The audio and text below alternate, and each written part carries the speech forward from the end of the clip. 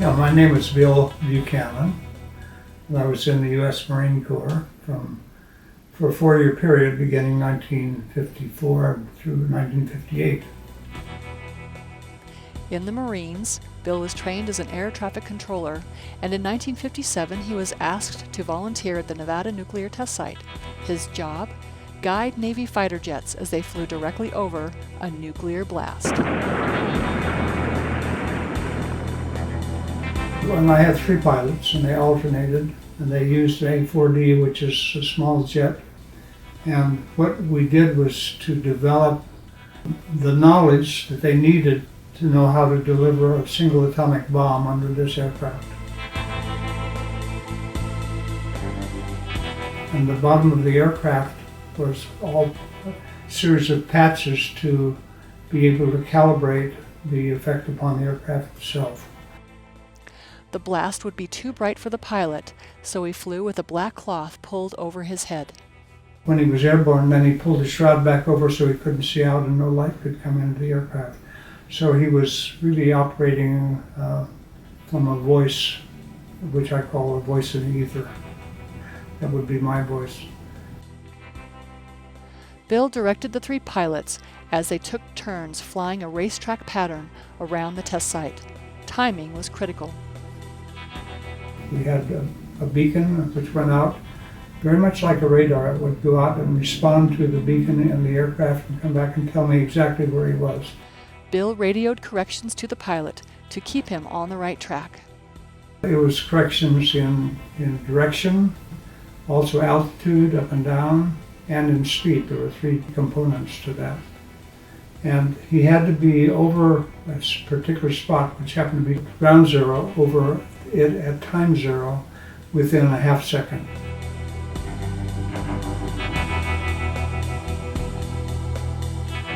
In May of 1957, after months of training, they were ready for the first live test. In a radar van on a hill overlooking Ground Zero, Bill watched the signal from the plane. Roughly 30,000 feet up, the pilot circled the range, aiming to be over Ground Zero at the moment of detonation.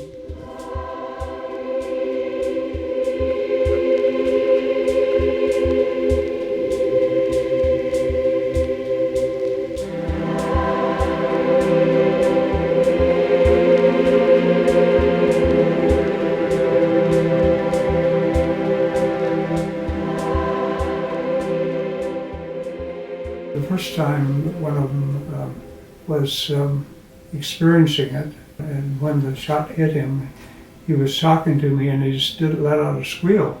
But some kind of a squeal with a strange sound. In one case, one of the pilots was just a little bit late and it burned the nose intake of the fighter back across the windshield, splattered it, and it was kind of like rubberized, sticky material that came off.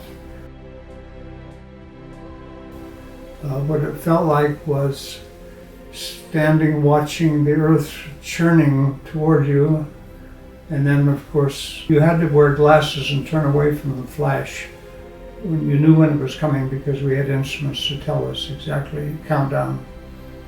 And so you had to turn away, because even with thick, dark glasses, you didn't want to look at it.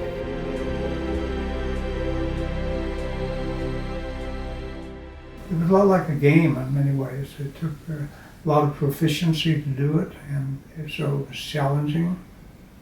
And watching an atomic bomb go off is an awesome thing, particularly the colors of it. You see all of the colors moving up through it.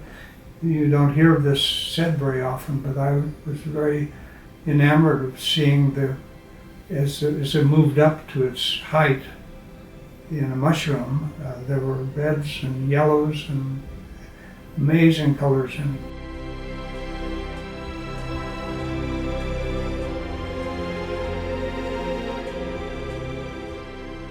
So were you aware at the time of the dangers of fallout from this? Well, that's a really interesting question, because The answer is I had read a lot of books. I'd been in Japan for a year and had lived near Hiroshima and had been an atomic biological chemical officer. That was one of my side duties, so I'd studied it. But the answer is no, because the Atomic Energy Commission, who controlled it at that time, were not really telling us all of the facts. And we have a simple film badge which hung around your neck, and they would check that about once a month. And they claimed that there were no levels of gamma radiation, or at least in my case. Well, I thought I was at greater risk. I kept questioning the film badge at the time, because when I left the site, the fallout was falling on my head as I got into the car and tried to get away from it. But it took a certain amount of time to button up everything on the site. So by the time I got in the car and left, it was like snow falling, and there were big chunks, much larger than snowflakes. Was there anyone that you served with that developed the cancer from? Yes, the one I taught, who performed the same job I did in Eniwetok the next year, died of cancer in 2007. Paul Cooper, who died of leukemia, and he was a person, he died in 1978. He was in the trench. They had 3,000 soldiers in one shot. He claimed that they marched him up after the shot was over toward ground zero, and they could feel the heat on their faces, and they were within a very short distance of it. Let us face, without panic, the reality of our times. The fact that atom bombs may someday be dropped on our cities. It was a real period of paranoia in the country and in the world, because Russia was, I should say Soviet Union, was sitting over there with thousands of nuclear warheads. And so there was a lot of anxiety all through the world at the time. And so I think that they did things that they didn't have full knowledge of the effects of them.